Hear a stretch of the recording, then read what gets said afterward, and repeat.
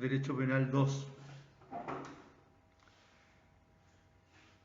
Habíamos terminado de hablar respecto de los delitos que atentan en contra de la integridad física de la víctima y de la salud de la víctima.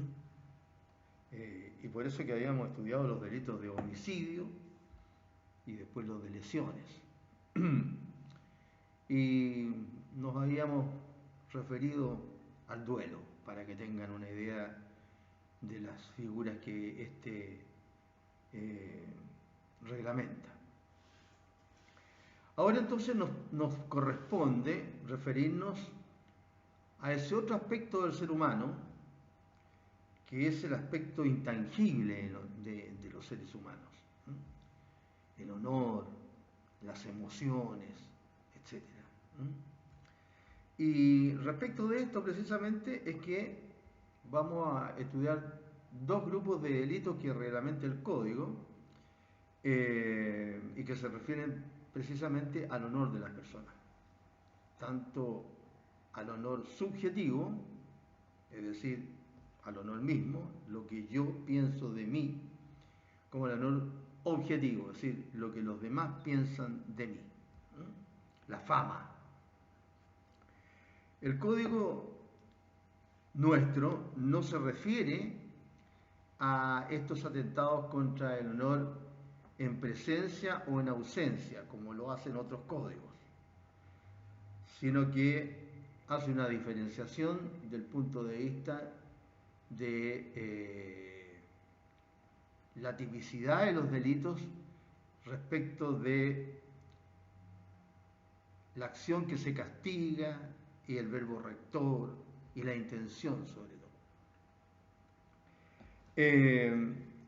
Entonces, acá no solamente no se distingue entre personas, acá en Chile, digo, no solamente no se distingue entre personas presentes y ausentes, sino que también tampoco se distingue si se realiza ante una persona o ante varias personas.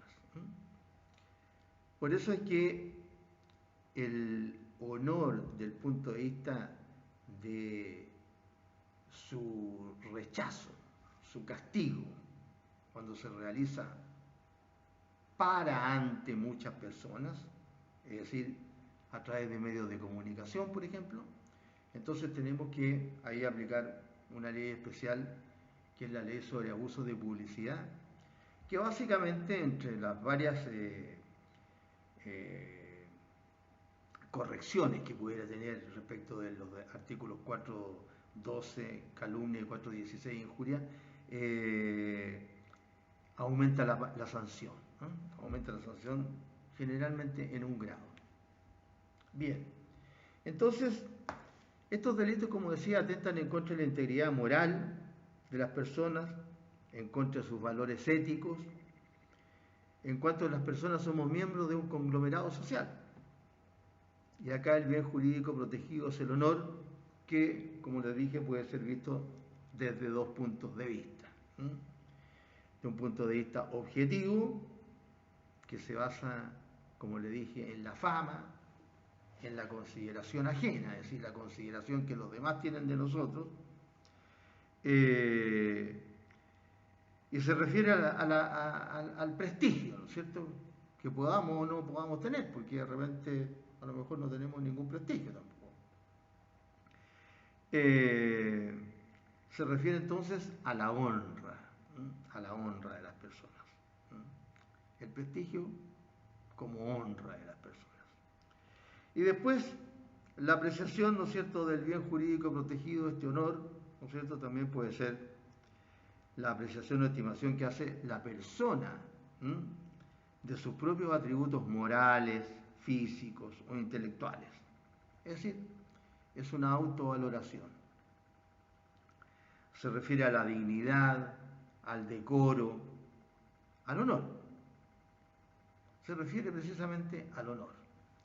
Ya habíamos visto, ¿no es cierto?, que no solamente las personas, sino que las personas como grupos colectivos tenían este decoro, este honor, este prestigio.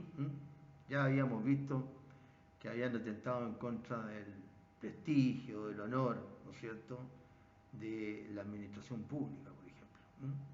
Y habían delitos que atentaban en contra de la dignidad, del prestigio y el decoro de la administración pública. Ahora lo vamos a ver en relación con las personas individualmente consideradas.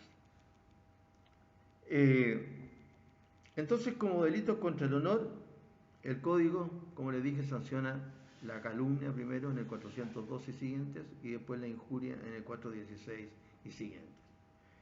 Y no distingue entre personas presentes o ausentes, ni tampoco entre ofensas que hayan sido inferidas en público o en privado. Las legislaciones modernas realizan una distinción si el atentado contra el honor se realiza en presencia del ofendido o no. Y dependiendo de si este atentado en contra del honor se realiza en presencia o no del ofendido, habrá una injuria o una difamación. En presencia, injuria; en ausencia, difamación. La injuria son expresiones o manifestaciones contra el honor en presencia, entonces, del ofendido, por lo cual importa un ataque al honor subjetivo, a lo que yo pienso de mí. En doctrina se denomina esta injuria en presencia del ofendido injuria contumeliosa. Se realiza en presencia, contumelia. Antes también se utilizaban estas expresiones en otro sentido. Cuando uno era chico le decían a ese, la mamá o el papá o los tíos, qué sé yo, pórtate bien, niño, si no te voy a sacar la contumelia, es decir, te voy a pegar fuerte. Cosas de antaño. Y la difamación, cuando estas ofensas, ¿no es cierto?, estos descréditos se realizan en ausencia del ofendido, ante varias personas reunidas o separadas. Por tanto, estas expresiones difamatorias, en ausencia del ofendido, menoscaban el honor objetivo de cada uno de nosotros. En términos generales, la injuria vendría a ser el género y la difamación vendría a ser la especie.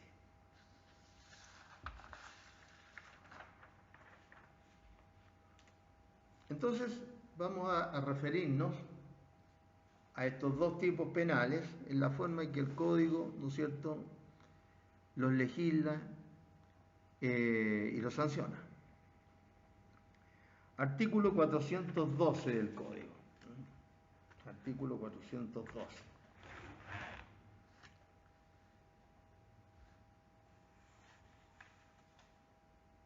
De la calumnia, párrafo sexto, artículo 412. Es calumnia la imputación de un delito determinado pero falso y que puede actualmente perseguirse de oficio. Entonces la calumnia es la imputación de un delito determinado pero falso y que actualmente pueda perseguirse de oficio. Ahí tenemos los elementos del delito. Imputación de un delito. El delito imputado debe ser determinado. Este delito imputado debe ser falso. Y el delito debe ser actualmente perseguible de oficio. Vamos diciendo algo respecto de cada uno de estos elementos. Primero, imputación de un delito. Lo que estamos haciendo es analizar el artículo nada más. Imputación de un delito. Para que se tipifique el delito de calumnia es necesario que se atribuya un delito determinado a una persona en alguna de las calidades que sean en el Código, como autor, como cómplice o como encubridor. Y también que lo sea en grado de consumado, tentado o frustrado. Dicha imputación puede ser privada o judicial. Y la imputación de una calumnia de manera judicial se podrá reclamar por medio de la querella o denuncia calumniosa, que es aquella que legisla el artículo 211 que nosotros ya estudiamos, ¿no es cierto? ¿Se recuerdan del 211?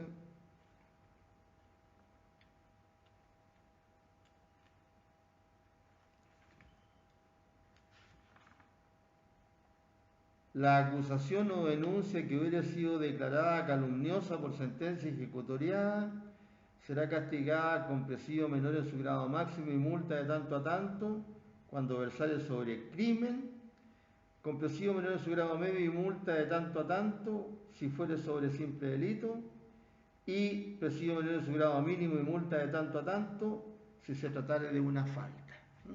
Entonces, cuando se imputa un delito de manera judicial, nos encontramos ya no ante una calumnia o una injuria de las que legislan los artículos 412 y siguientes, sino que nos referiremos a la que señala el artículo 211, ¿eh?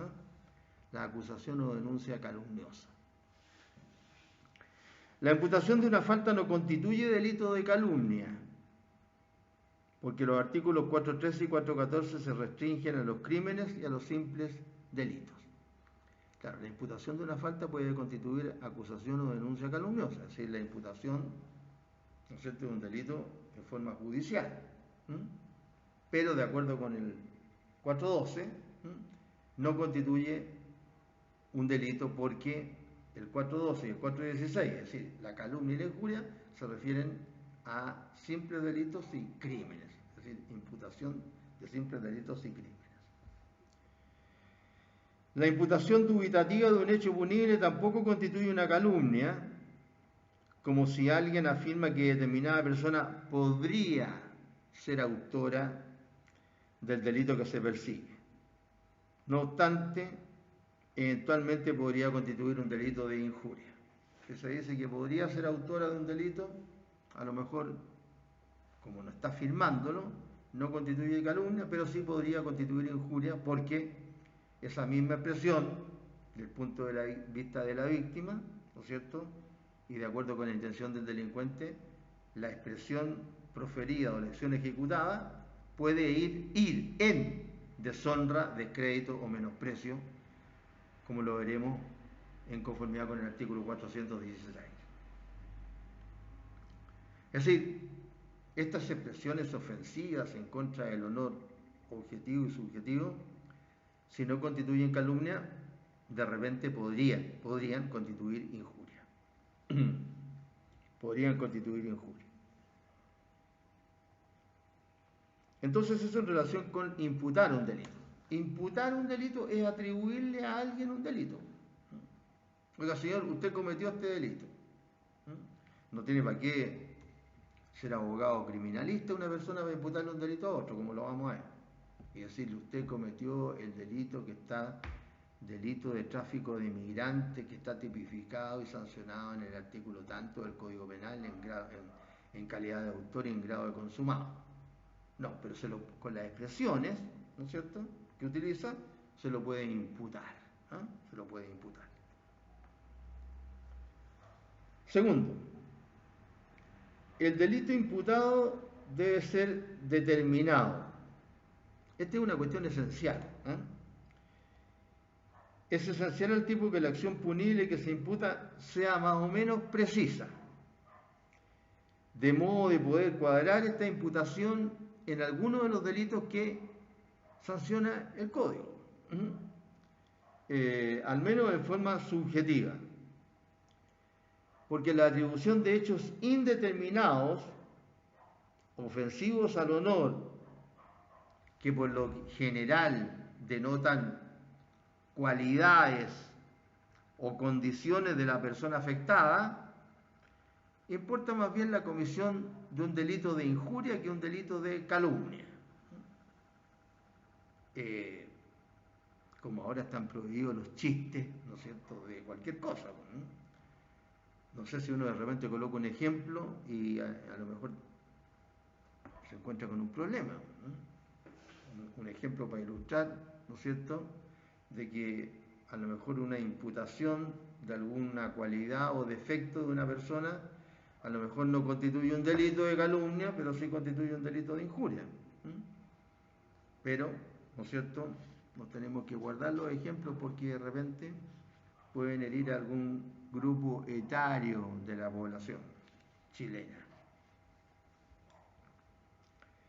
El tercer elemento es que el delito imputado debe ser falso. Y existen al menos 3 casos en los que el delito imputado puede ser falso. ¿Cuáles son estos casos en que el delito que se imputa puede ser falso? Primero, en no haberse cometido el delito. Segundo, en no haber tenido participación en ese hecho que se imputa la persona a la cual se le imputa ese hecho o delito. Y tercero, porque no concurren los requisitos necesarios para que la persona a la cual se impute el delito sea considerada autor, cómplice o encubridor del mismo. Del mismo. Y el cuarto elemento es que el delito sea actualmente perseguible de oficio. Claro. ¿Cuáles son los delitos no perseguibles de oficio? Primero, los delitos de acción privada, ¿cierto? Solamente son perseguibles a instancia particular, es decir, del ofendido por el delito. También los delitos penados, prescritos, amnistiados o indultados. ¿Cuáles son los delitos penados? Aquellos delitos en los que la persona cumplió la pena. Efectivamente cometió un delito, pero cumplió la pena. Entonces, si le imputan un delito respecto del cual ya cumplió la pena, esa figura es atípica, ¿cierto? Después están los delitos prescritos, lo mismo. La persona cometió el delito, pero el plazo para poder deducir la acción tendiente a establecerlo venció. Transcurrió el tiempo para ejercer la acción. Después los delitos amnistiados, ¿no es cierto?, los que son objeto de una amnistía general, y los delitos indultados, que son aquellos que derivan de indultos generales o indultos particulares también. Si se realiza una imputación de estos delitos, es decir, de un delito de acción privada, de un delito penado, de un delito amnistiado, un delito indultado, en esos casos, ¿no es cierto?, no se comete una calumnia, sino que se comete una injuria, salvo que el delito esté prescrito, donde ahí no va a haber nunca ningún tipo de delito. En los delitos de acción mixta, los delitos de acción mixta son aquellos que, para que pueda seguirse la tramitación, es decir, para que se puedan investigar, requieren de una denuncia al menos o querella privada, es decir, del particular o ahora de sus representantes. En estos delitos, si ha mediado denuncia o querella, se transforman en delitos perseguibles de oficio. Y por lo mismo su imputación, reunidos los demás requisitos legales, constituirá una calumnia. En caso contrario, siguen la regla de los delitos de acción privada. Sí, en los delitos de acción mixta se hace esta salvedad.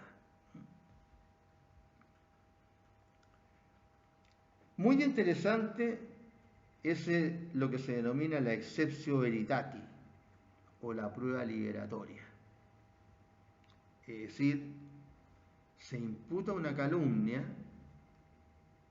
se imputa un delito, y el que lo imputa tiene derecho a probar que se cometió ese delito. La excepción veritatis por eso se llama o prueba liberatoria de la calumnia. El acusado de calumnia, es decir, el que imputó un delito determinado pero falso y actualmente perseguible de oficio, imputó un delito, tú te robaste la plata de la tesorería, por ejemplo. Por ejemplo. El que lo imputó, el que dijo eso, el acusado de calumnia, queda exento de toda pena si prueba la existencia del hecho criminal que ha imputado. Es decir, aquí, esta es una de las diferencias que se preguntan respecto de los delitos de calumnia y de injuria, la exceptio veritatis o prueba liberatoria. Es decir, la posibilidad que tiene el que imputa un delito, tratándose de la calumnia, o el que imputa hechos que pueden ser constitutivos de injuria, tienen el derecho a probar que son efectivos. En el caso de la calumnia, el delito que imputa, y en el caso de los hechos que constituyen deshonra, descrédito o menosprecio, en el caso de la injuria. Tienen el derecho a probarlo. En la injuria, la exceptio veritatis es más restringida. En la calumnia, la exceptio veritatis es general. El acusado de calumnia queda exento de toda pena si prueba la existencia del hecho criminal que ha imputado.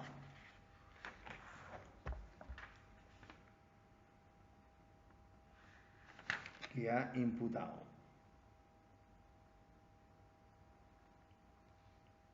Lo dice precisamente el artículo 415, inciso primero. El acusado de calumnia quedará exento de toda pena probando el hecho criminal que hubiera imputado. Lo dice la ley. La sentencia en que se declare la calumnia, si el ofendido lo pidiere, se publicará por una vez a costa del calumniante en los periódicos que aquel designare, no excediendo de 3. Entonces el acusado de calumnia queda exento de toda pena probando el hecho criminal que hubiera imputado.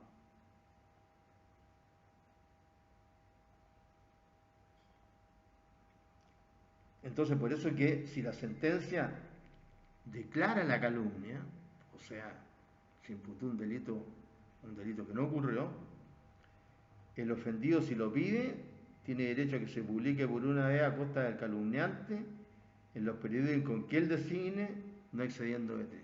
Claro, o sea, para lavar su imagen. En caso de que lo que se imputó, el delito que se imputó fuera en la sentencia declarado no existente. El castigo de la calumnia.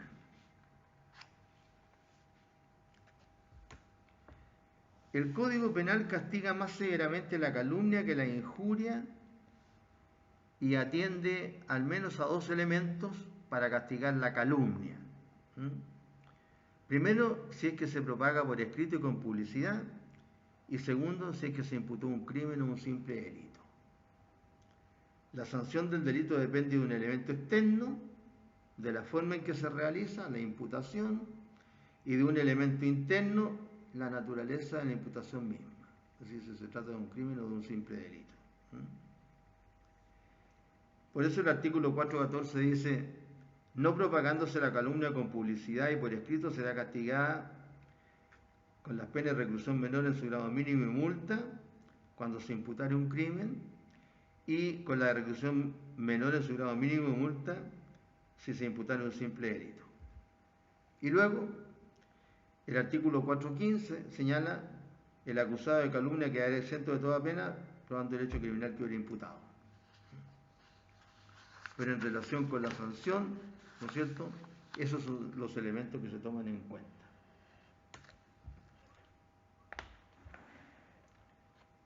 A ello se refiere los artículos 413 y 414, el castigo de la calumnia. Depende entonces si se propaga por escrito y con publicidad y si se imputa un crimen o un simple delito. Lo dice el 413 y el 414. La calumnia propagada por escrito y con publicidad será castigada con tales penas y multa cuando se imputare un crimen, y con tales penas y multas si se imputare un simple delito. O sea, ahí considera, ¿no es cierto?, el hecho que se imputa, si es un crimen o un simple delito. Y el 414 se refiere al medio por el cual se calumnia. 414, no propagándose la calumnia con publicidad y por escrito. En el 413 era precisamente lo contrario, la calumnia propagada por escrito y con publicidad. En el 414 es lo contrario, no se propaga la calumnia con publicidad y por escrito. Y entonces se sanciona con una pena menor cuando se imputare un crimen y con una pena aún menor si se imputare un simple delito. Es decir, el legislador tiene en cuenta, ¿no es cierto?, si es que se propagó por escrito y con publicidad o no, y si es que se imputó un crimen o un simple delito, para aplicar mayor o menor sanción.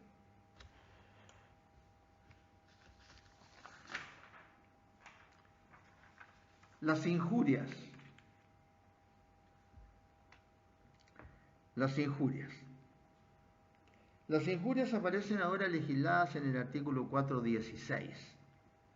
Y el Código dice que es injuria toda expresión proferida o acción ejecutada en deshonra, descrédito o menosprecio de una persona.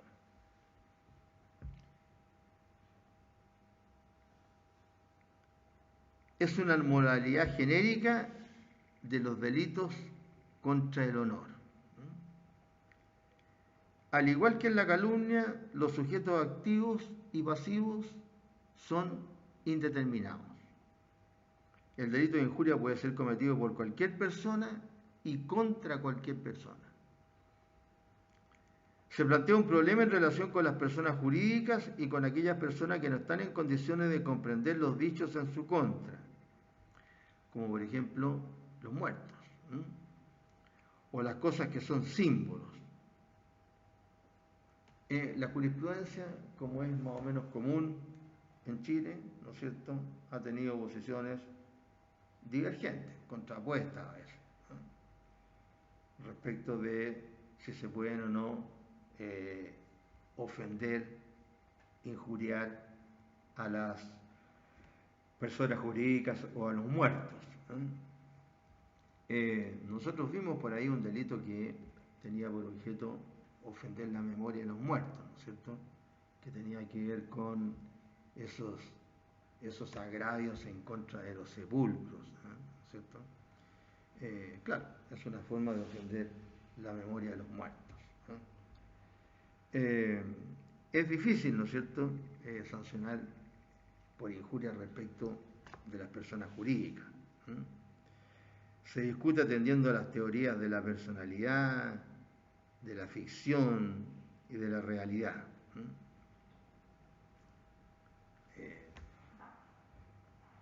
Claro, porque las personas jurídicas, ¿no es cierto?, las personas jurídicas, más que personas jurídicas se refiere a las personas morales, a estas personas que son intangibles, no como nosotros, los individuos, hombres y mujeres, que tenemos una personalidad tangible, una personalidad real. Entonces nosotros sí, ¿no es cierto?, portamos nuestra carga subjetiva, para bien o para mal. Mientras que las personas jurídicas son entes ficticios. Entonces estos entes ficticios son capaces de percibir una injuria, una calumnia no, porque no se le puede imputar un delito a una persona jurídica, al ente ficticio. Que puedan responder dependiendo de la legislación las personas que dirigen el ente ficticio, ese es otro cuento. Pero la comisión de un delito no se le puede imputar a un ente ficticio, que como es una persona moral, algunas de las cuales son personas jurídicas. Acá, ¿no es cierto?,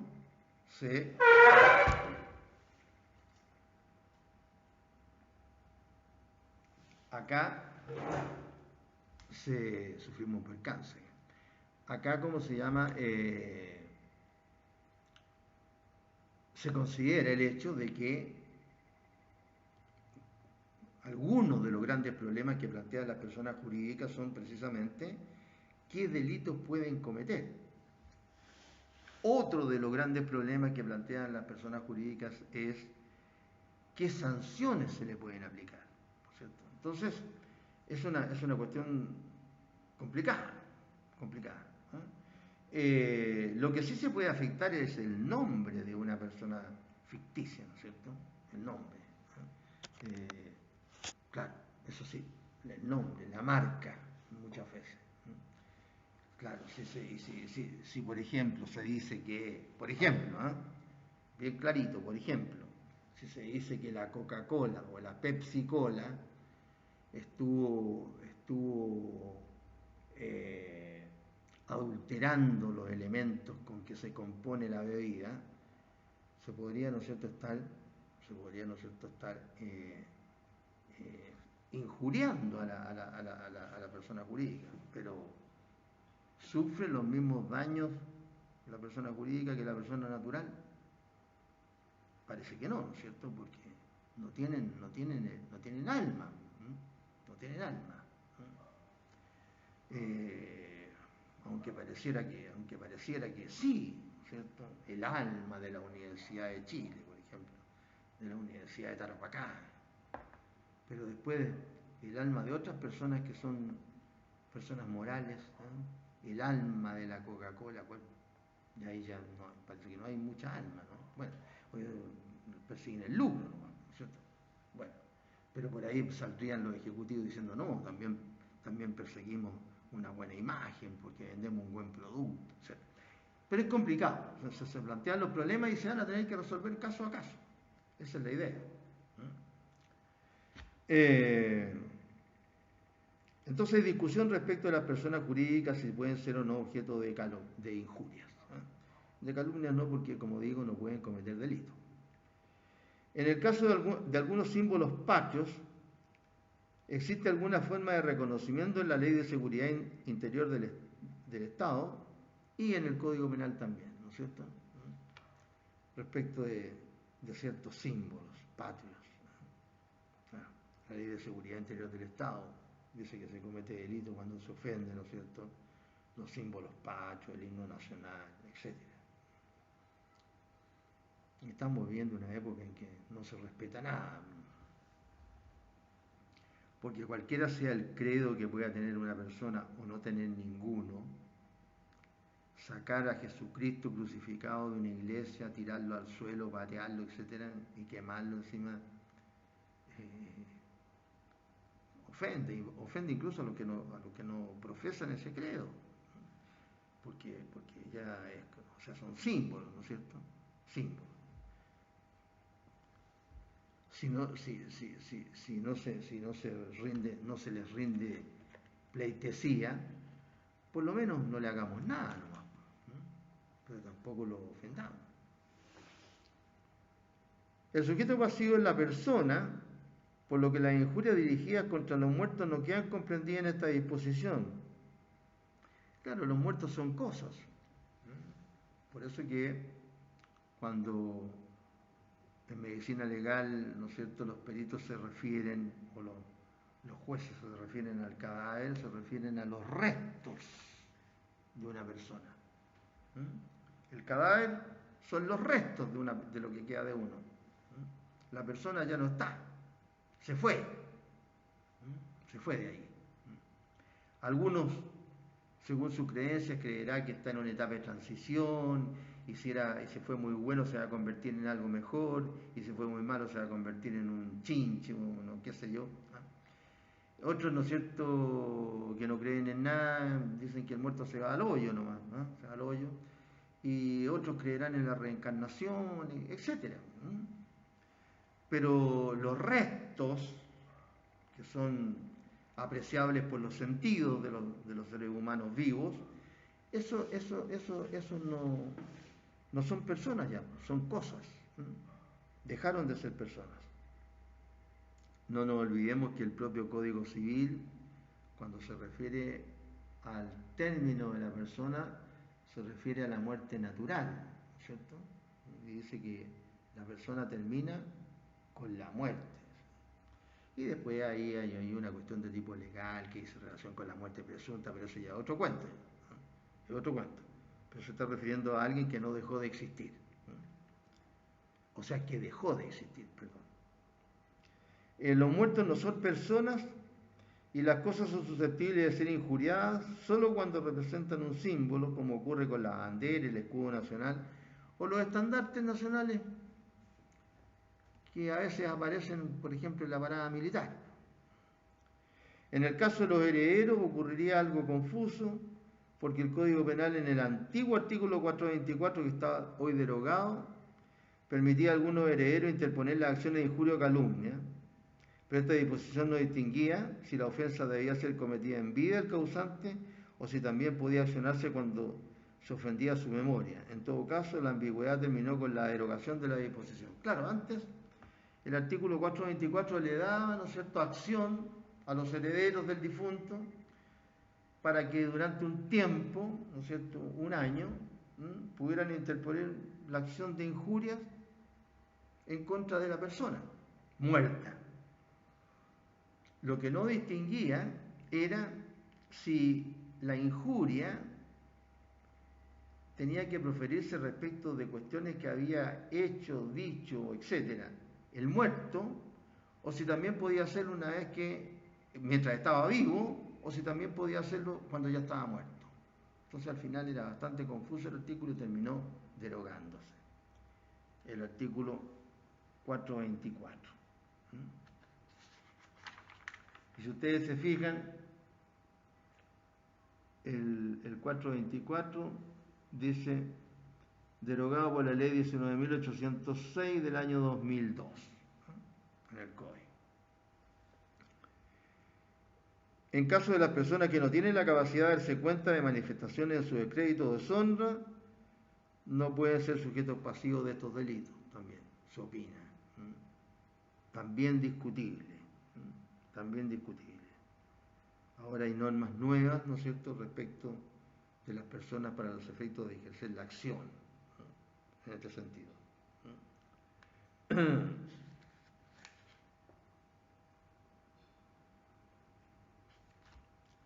Bien, ¿cuáles son los elementos ahora del delito de injuria?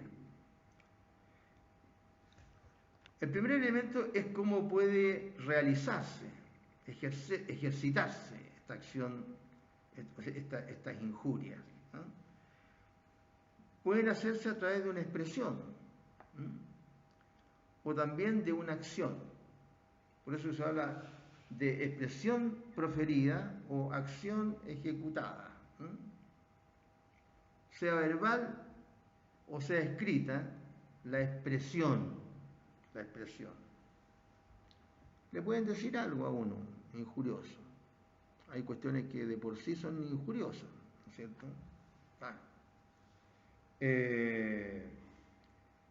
Pero también se lo puede injuriar a la persona mediante ademanes, mediante dichos.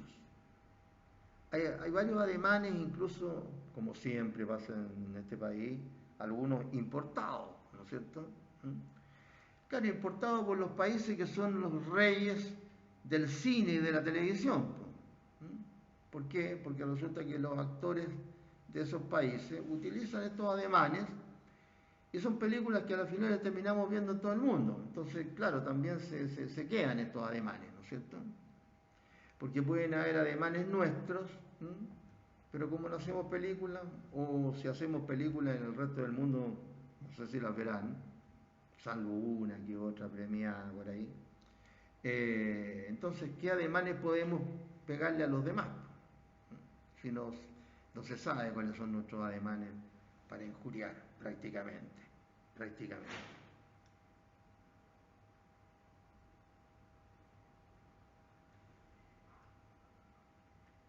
Permiso.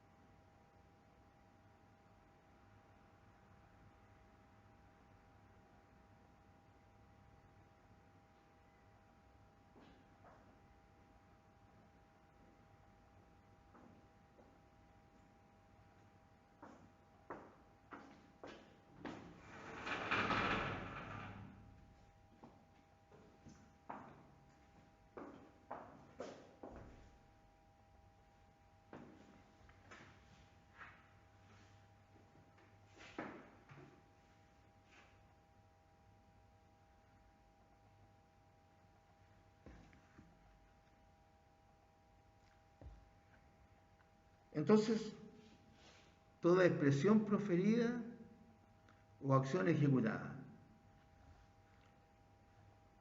Muchas, ¿no es cierto? Muchas. Y esta expresión proferida o esta acción ejecutada tiene que serlo en deshonra, en descrédito o en menosprecio de otro.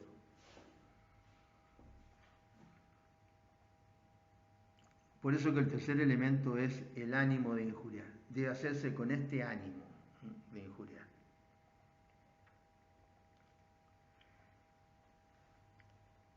Digamos algunas cuestiones respecto a estos elementos del delito de injuria.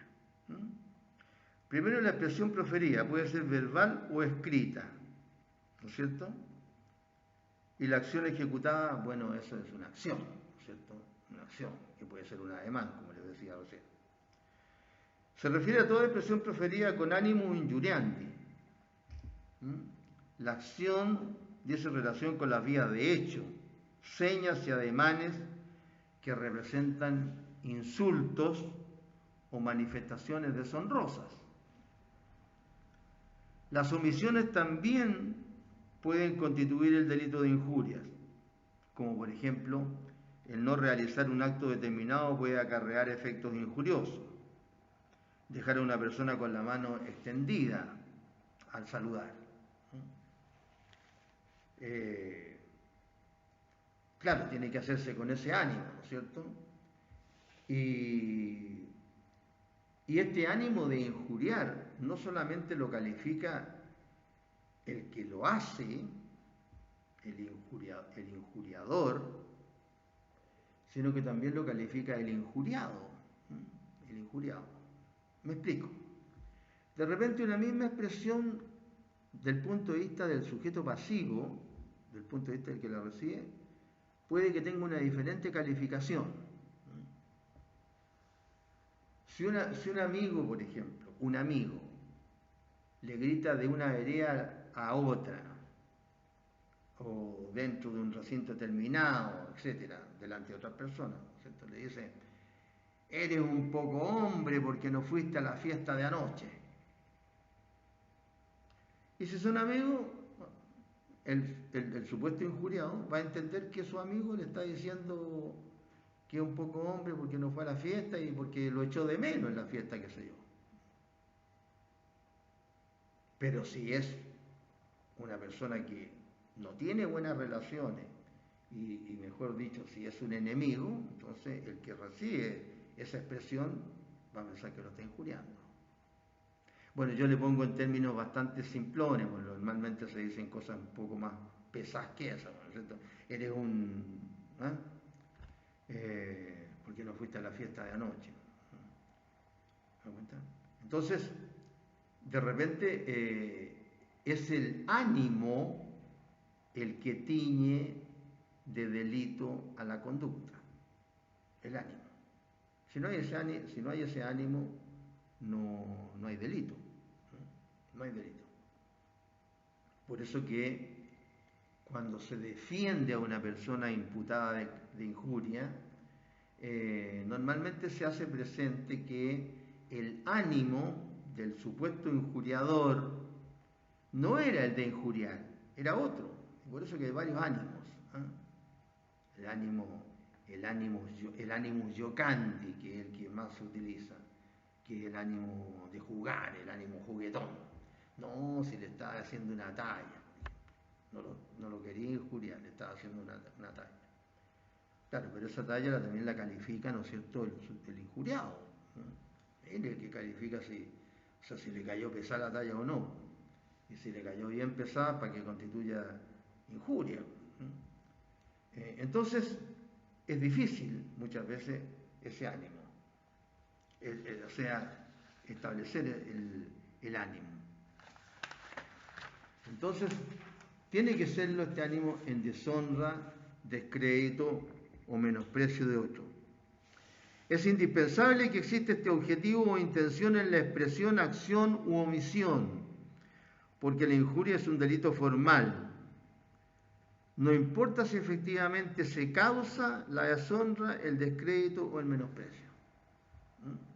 Basta con la expresión preferida o la acción ejecutada. Incluso las omisiones, como decíamos,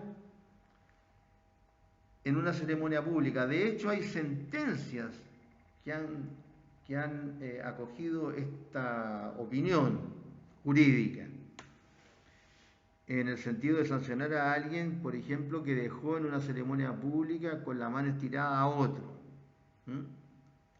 Bueno, la prueba durante el juicio, ¿no es cierto?, ha establecido, ¿no es cierto?, que las personas se tendrían entre ellas mala voluntad, normalmente esta cuestión entre políticos, en ceremonias públicas, etc. Como anécdota, cuando ocurre, como se llama, después de haber sido aprobado el no, después viene la elección de presidente, ¿cierto? Y ahí, en la primera elección de presidente, los contendientes eran, por el lado de el gobierno que se fue, el gobierno militar, era Hernán Vigi, y por el otro lado el no era Patricio Aylwin Azócar. Entonces, en teoría se había vuelto a la normalidad y había que colocarle la banda presidencial al presidente Patricio Aylwin Azócar. Y entonces había temor de que cuando Pinochet, que era el que estaba entregando el cargo, ¿no es cierto?, le fuera a colocar la banda, que Patricio Aylwin le hiciera algún tipo de desaire, para ¿cómo se llama?, que manifestarle, ¿no es cierto?, a Augusto Pinochet, que pasaba desde ese momento oficialmente a ser el dictador de Chile, entonces para manifestarle su malestar. Y no era bueno, ¿no es cierto?, para la democracia que empezaran a pelear inmediatamente, al tiro. No una pelea a combo, sino que una pelea política que podría tener efectos complicados. Bueno, para evitar ese riesgo, ustedes todavía no existían en esos años, estamos hablando del 89, parece, sí, 89.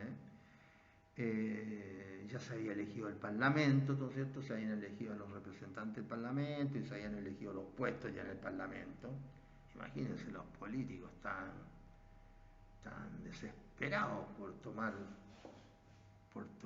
posición de sus cargos, diputados y senadores, para realizar las maravillas que han realizado hasta ahora. Entonces se llegó a un acuerdo con el que había resultado electo presidente del Senado, entre sus pares, que era el senador Gabriel Valdés Suercasó.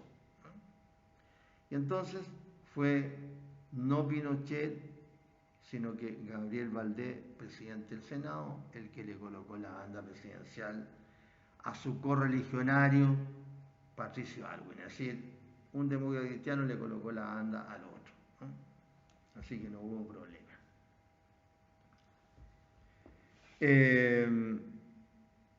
Entonces, es indispensable que exista esta intención, este objetivo, que se haga con intención de deshonrar, con intención de desacreditar, con intención de menospreciar, que son los verbos rectores que emplea el delito de injuria. ¿Qué es lo que es la deshonra? Se comete contra la autovaloración de la persona. La deshonra va en contra del honor subjetivo. El descrédito, al revés, se infiere en contra de la fama de la persona, ¿no es cierto? Desacreditar a alguien es desacreditarlo ante los demás, ¿no es cierto? Se infiere contra la fama de la persona y la valoración que los demás tienen respecto de esa persona. Es decir, entonces va en contra del honor objetivo. Y el menosprecio es, diciéndolo en términos más comunes, que sé yo, es ningunear a las personas. Ningunear a las personas. Es en tener a la persona en menos de lo que es. En menos de lo que es. A nosotros, por ejemplo, a los chilenos, las empresas, nos ningunean a cada rato.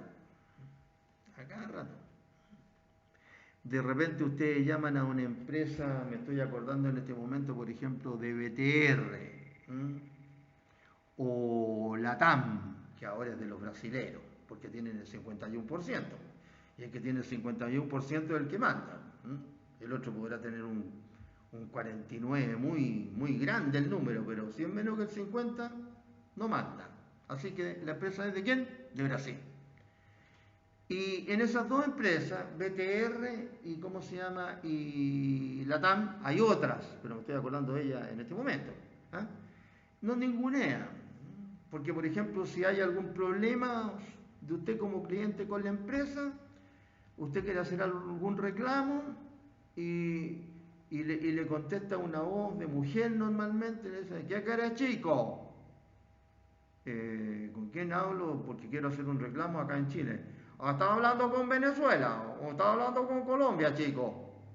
Imagínense ustedes, para que le resuelvan un reclamo, lo comunican con un país que está después en el límite norte con nosotros viene Perú, después de Perú viene Ecuador y después de Ecuador viene Colombia. Para resolvernos un problema acá en Arica, en Santiago, donde sea, nos conectan con Colombia. ¿Para qué decir si nos conectan más lejos?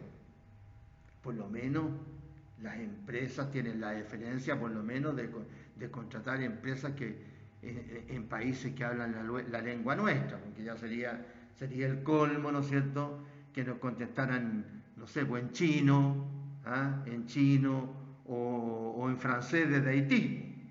Ya sería el colmo ya.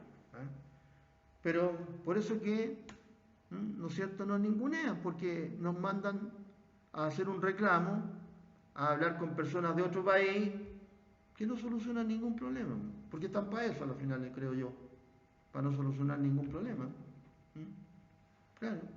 ¿Qué van a solucionar de un país que está 3 países más lejos hacia el norte de nosotros? ¿Qué problema nos van a solucionar? Ninguno. Así están las cosas.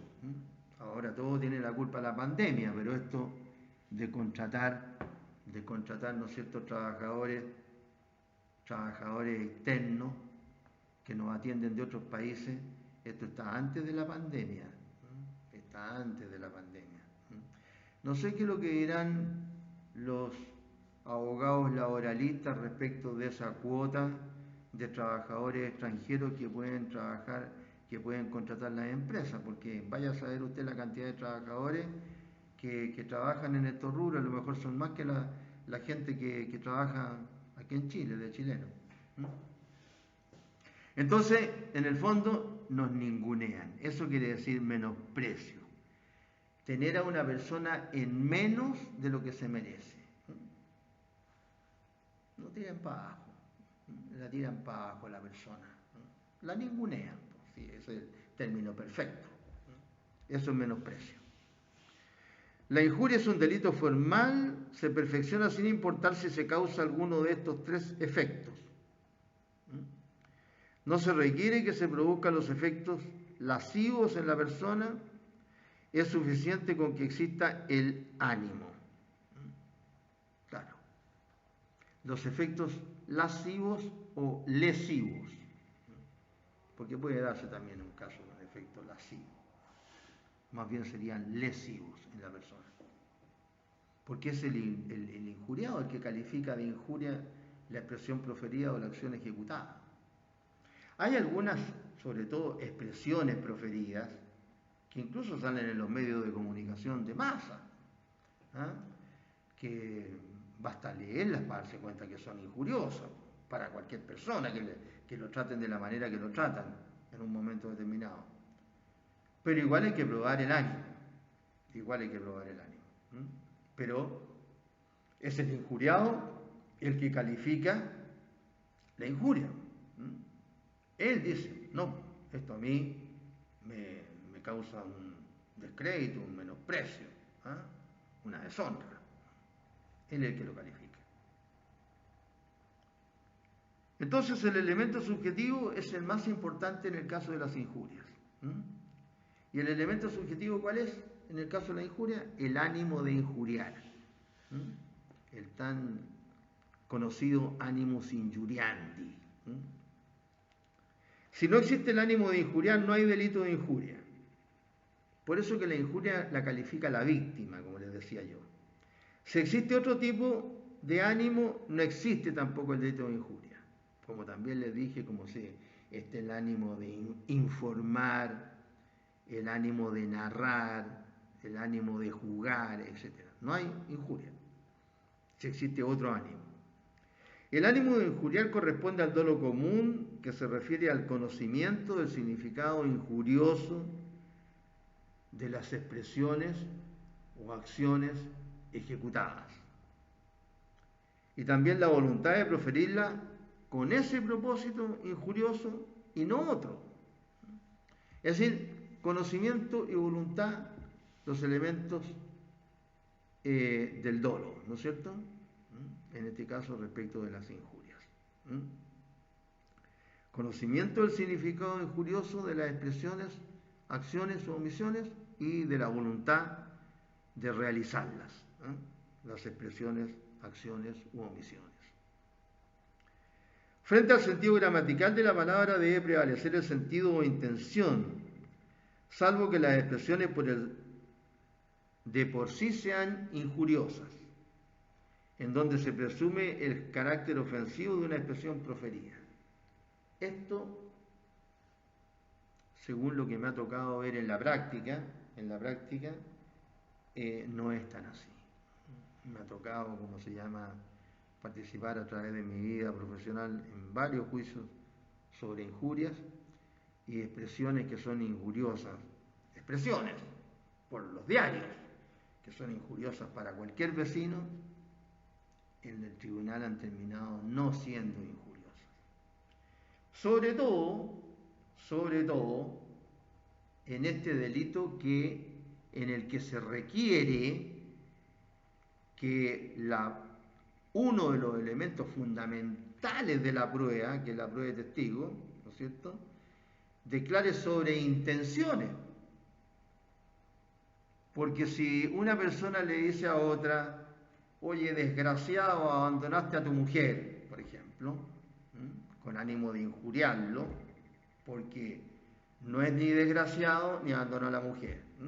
Y además eso lo califica el injuriado del punto de vista de cómo se lo dijo, dónde se lo dijo, etc. Y en presencia de quién se lo dijo. Entonces resulta que para probar esa injuria tiene que acompañar medios de prueba. Y dentro del medio de prueba tendiente a acreditar la intención, no es lo mismo un papel, como puede ser el diario en el que se dijo algo, o un escrito cualquiera, ¿no es cierto?, que puede ser público, etcétera, a lo que diga un testigo. Entonces la pregunta del millón, pues, esta expresión, y se le lee la expresión al testigo que sale en el diario, ¿es injuriosa o no? Y ahí el abogado de la otra parte, me opongo a la pregunta, el testigo declara sobre hechos, no interpreta los hechos, y el juez inmediatamente, que sabe mucho de derecho procesal penal y derecho penal, dice inmediatamente, sí, se objeta la pregunta. Entonces, ¿sabe lo que pasa? Que el querellante se queda sin prueba. No puede probar la intención en el caso de la injuria. No puede. Si el testigo no puede declarar sobre intenciones. No puede. Se le puede hacer la pregunta de otra manera, etcétera, que diferentes modos de hacer las preguntas, hay técnicas, sí. Pero los tribunales, ¿no es cierto? Muchos de los jueces no han estudiado estas técnicas, y tienen un criterio bastante legalista nomás. Y se acabó el asunto. Se quedaron sin prueba. Entonces, estas son las dificultades que ¿cómo se llama?, que provoca el ejercicio profesional. No es fácil esta cosa. Ahora, sin este ánimo o propósito no existe el delito. Si no se puede probar el ánimo de injuriar, no hay delito. Por eso cuando se atribuyen otros ánimos, estos otros ánimos dejan inexistente el ánimo de injuriar, impidiendo la configuración del delito. Esto es más allá de que no pueden probar la intención. Es decir, si por un lado no pueden probar la intención, y por el otro,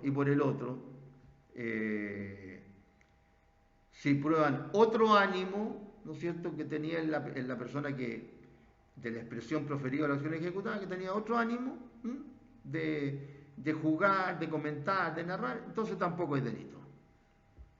Y como pueden ustedes ver, o van a ver más adelante, ¿cuántos son los condenados por injuria?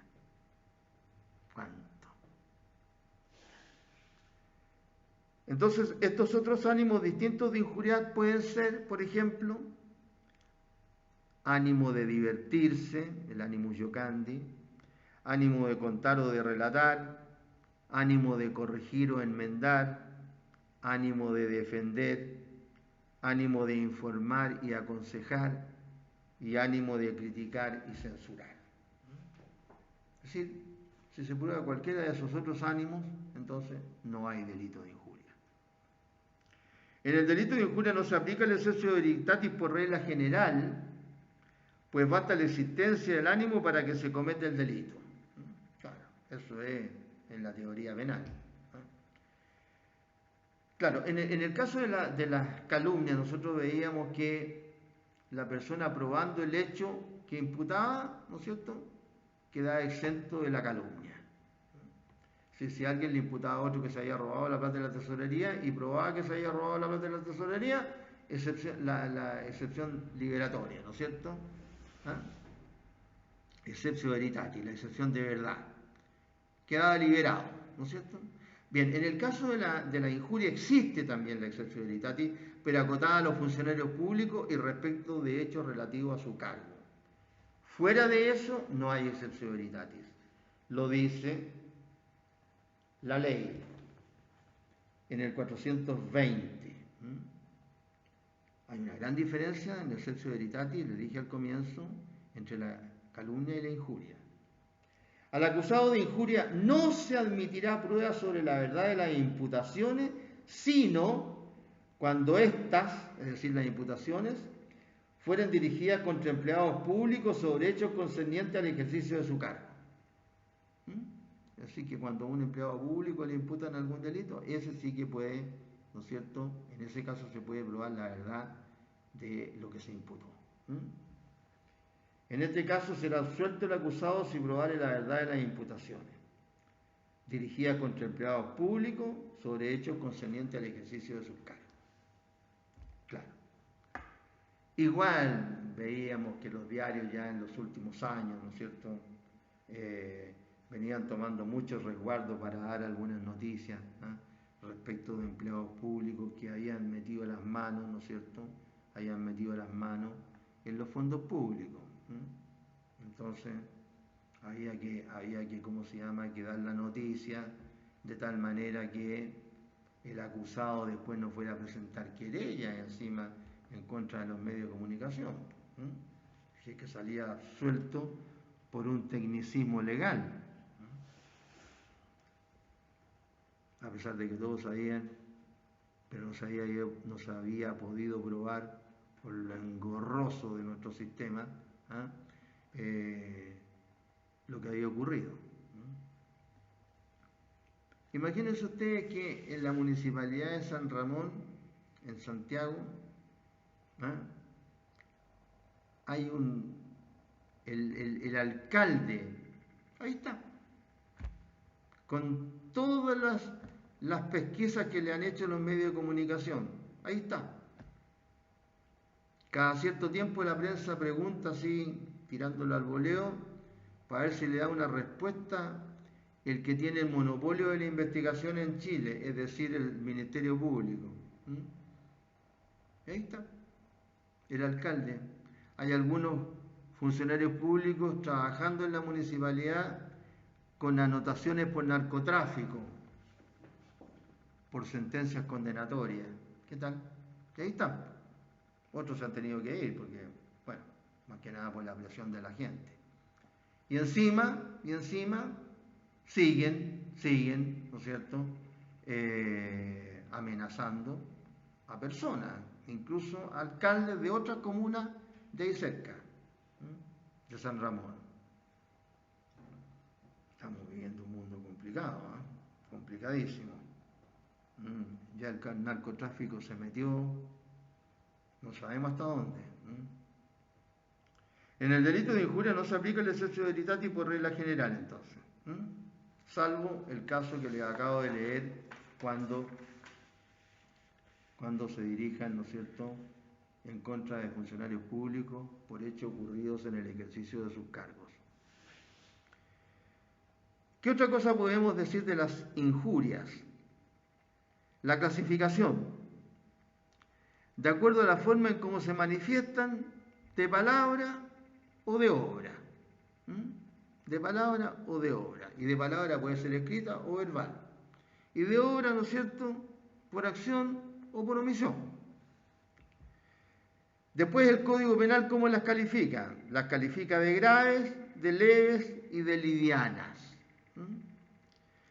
El artículo 418 las califica las graves cuando se realizan por escrito y con publicidad.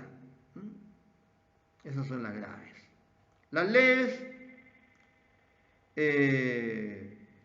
se sancionan solo si es por escrito o con publicidad,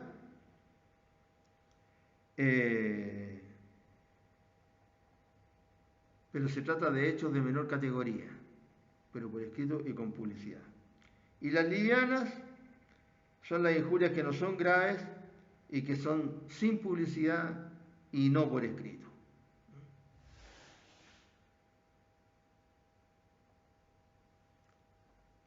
El artículo 418, entre paréntesis, señala los casos de injurias graves. Hay una casuística ahí de 5 características, entre las cuales la final es la que tiene, ¿no es cierto?, o abarca, mejor dicho, o subsume todas las anteriores, porque dice que se califican de graves las que racionalmente merezcan la calificación de grave, atendido el estado, dignidad y circunstancias del ofendido y del ofensor. Eso subsume las anteriores 4, tipos de injurias graves que señala el Código. Entonces, las injurias graves son aquellas que señala el Código en los 5 numerales del 418, las leves, y hechas por escrito con publicidad. Las leves son aquellas que no están enumeradas en los 5 numerales del 418, pero sí son por escrito y con publicidad. Y las livianas son aquellas que no están enumeradas en el 418 y además no son ni por escrito ni con publicidad. Después, las injurias se califican en cuanto a su exteriorización, en explícitas, en directas o manifiestas, en indirectas, en implícitas o en oblicuas. Por ejemplo, las explícitas son aquellas hechas en términos claros, precisos y generalmente en presencia del injuriado. Son precisas e inequívocas, explícitas, directas o indirectas, pero explícitas. Después están las directas o manifiestas y las indirectas. Las directas, aquellas hechas en términos claros e inequívocos. La indirecta, aquella dirigida contra el ofendido a través de la alusión a otra persona. En una reunión hay 4 personas y dice, aquí estamos nosotros 3 y también hay un sinvergüenza. No está nombrando a nadie, pero se está dejando a uno afuera que es un sinvergüenza. Las implícitas son alusiones injuriosas que se encuentran bajo una apariencia inocente. Son injurias u ofensas que han envuelto en una expresión no injuriosa. Y ahí hay una serie de tipos, ¿no es cierto?, de injurias que van a calificarse como tales. ¿Por qué? Por el injuriado, que es el que se da cuenta que lo están injuriando.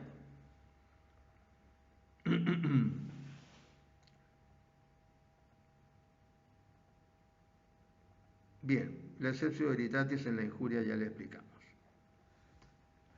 Entonces, acá también tenemos una serie de artículos relacionados con las disposiciones comunes. Aquí tenemos el código como siempre, las disposiciones comunes a las calumnias y a las injurias.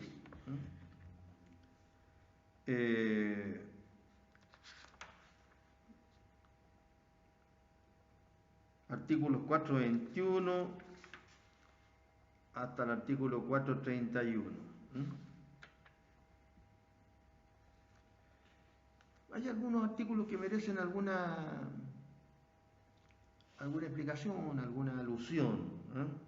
Por ejemplo, el 421 dice que se comete el delito de calumnia o injuria, aquí se refiere a las dos, no solo manifiestamente, sino por medio de alegorías, caricaturas, emblemas o alusiones. Estas son, como decíamos, las indirectas, oblicuas. Después dice que ambas se reputan hechas por escrito y con publicidad cuando se propaguen por medio de carteles o pasquines fijados en los sitios públicos, por papeles impresos, no sujetos a la ley de imprenta, litografía, grabado, manuscrito, comunicado a más de 5 personas. Así, si se hace una calumnia o una injuria en el diario Mural, por ejemplo, de la Escuela de Derecho, o de la Faxhub, etc., se entiende que es hecha por escrito y con publicidad. Ojo con esto. Aquí hay otro artículo que es interesante, que es el 423. Dice lo siguiente: el acusado de calumnia o injuria encubierta o equívoca, que rehusare dar en juicio explicaciones satisfactorias acerca de ella, será castigado con las penas de los delitos de calumnia o injuria manifiesta. Claro, alguien dijo, ¿no es cierto?, una expresión de manera indirecta, como la que le dije yo. Por ejemplo, ¿qué se puede decir? La tesorería está llena de ladrones, excepto el tesorero, don tanto y tanto. Entonces no es decir, oiga, venga a decir quiénes son los ladrones, ¿cierto? Eso es la cuestión, que rehusare dar en juicio explicaciones satisfactorias acerca de ella. Entonces, si se trata de una injuria así, la primera pregunta que se hará antes de iniciar el juicio propiamente dicho va a ser que dé las explicaciones, a quién se está refiriendo, ¿cierto? Y si no da las explicaciones satisfactorias para saber en contra hay que dirigir la acción, se lo va a calificar, se lo va a imputar como autor de injurias manifiestas.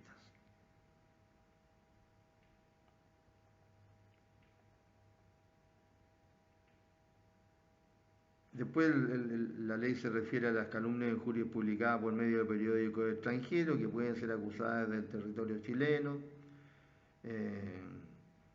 cuando se hubieran enviado los artículos desde Chile para el exterior o contribuido a la introducción de los periódicos a Chile, etc.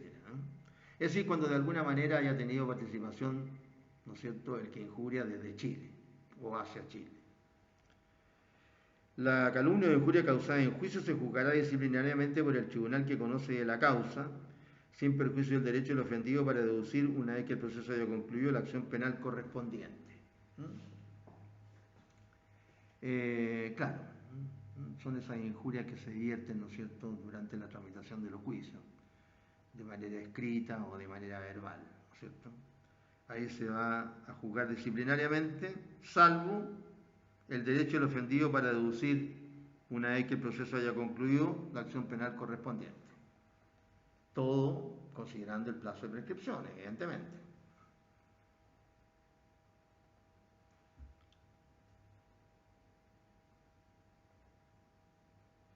Este también es interesante, que es el caso de calumnia e injurias recíprocas, el artículo 430.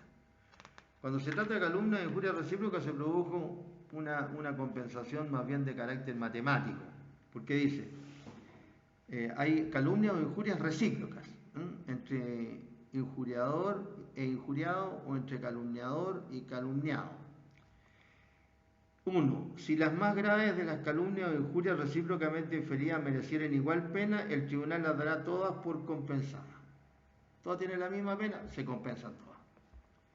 Cuando la más grave de las calumnias o injurias imputada por una de las partes tuviera señalado mayor castigo que la más grave de las imputadas por la otra, al imponer la pena correspondiente a aquella se rebajará la asignada para esta. Es decir, cuando una o unas tiene una pena más grave que las otras, entonces el tramo ese, ¿no es cierto?, se va a imputar a la persona que le resulte imputable. Y también aquí está lo importante, el último artículo, que es el 431, la acción de calumnia o injuria prescribe en 1 año, contado desde que el ofendido tuvo o pudo racionalmente tener conocimiento de la ofensa. Racionalmente de la ofensa. Esto tenía que ver con una de las preguntas que hicimos, no sé si en la primera prueba, creo que fue, relacionado con la importancia que tenía el hecho de que el bien jurídico protegido fuera, ¿no es cierto?, el honor de las personas o la dignidad del servicio o etc. ¿Por qué? Por la prescripción. En un caso era esta de 1 año, si se trataba, ¿no es cierto?, de el honor o dignidad de las personas, o de 5 años un simple delito cuando se trataba de la administración pública, ¿no es cierto?, o de la dignidad, el decoro, etcétera, de ella. Dice que la misma pena se observará respecto de las demás personas enumeradas en el artículo 108 del Código Procesal Penal, pero el tiempo transcurrido desde que el ofendido tuvo o pudo tener conocimiento de la ofensa hasta su muerte se tomará en cuenta al computarse el año durante el cual pueden ejercitar esta acción las personas comprendidas en dicho artículo. El 108 del Código Procesal, que es el caso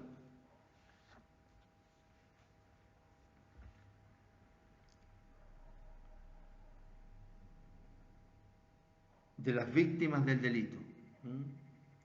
En los delitos cuya consecuencia fuera la muerte del ofendido y en los casos en que éste no pudiera ejercer los derechos en que en este código se le otorgan, se considerará víctima 1 al cónyuge o al sobresiguiente civil y a los hijos, 2 a los ascendientes, C al conviviente, D a los hermanos y E al adoptado o adoptantes. Entonces, ¿quién se considera víctima para los efectos procesales? Por eso que, tratándose de estos delitos de calumnia o injuria, dice que este año, 1 año, para entablar la acción de injuria o calumnia, contado desde que el ofendido tuvo o pudo racionalmente tener conocimiento de la ofensa, se observa respecto de estas personas que son víctimas del delito cuando el ofendido murió. No podrá entablarse acción de calumnia o injuria después de 5 años contados de que se cometió el delito, pero si la calumnia o injuria hubiera sido causada en juicio, este plazo no optará al cómputo del año durante el cual se podrá ejercer la acción. Bien. Eso es lo que podemos señalar en relación con esta acciones de calumnias y de injurias. Bien. Vamos a quedar acá.